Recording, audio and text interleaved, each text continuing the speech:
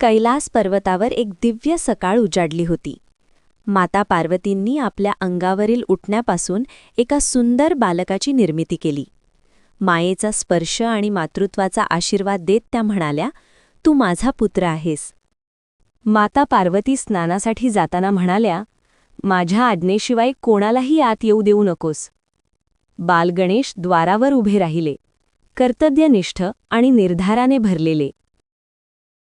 थोड्याच वेळात भगवान शंकर तेथे आले. पण गणेशांनी नम्रतेने ठाम स्वरात सांगितले, "मातेस आज्ञा आहे, आत प्रवेश नाही." कर्तव्य आणि धर्म यांची कसोटी सुरू झाली. गणेश आपल्या कर्तव्यावर अढळ राहिले.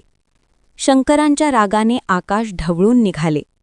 तो एक कठोर, दुःखद क्षण होता, ज्याने संपूर्ण सृष्टी थरथरली.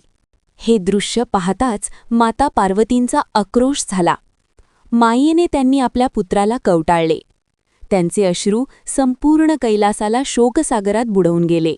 भगवान शंकरांनी तात्काळ आपल्या गणांना आज्ञा दिली, "ज्या जीवाचे डोके उत्तर दिशेला तोंड करून आहे त्याचे मस्तक आणा." हत्तीचे मस्तक आणण्यात आले. शंकरांनी अमृत शिंपडले. दिव्य प्रकाशात गणेश पुन्हा जिवंत झाले.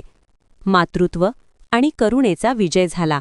भगवान शंकर म्हणाले, "आजपासून हा गणेश सर्व गणांचा अधिपती असेल." देवांनी पुष्पवृष्टी केली. सृष्टी आनंदाने नाहून निघाली.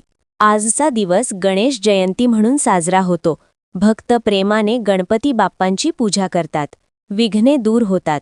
मंगलतेचा वर्षाव होतो. गणपती बाप्पा मोरया.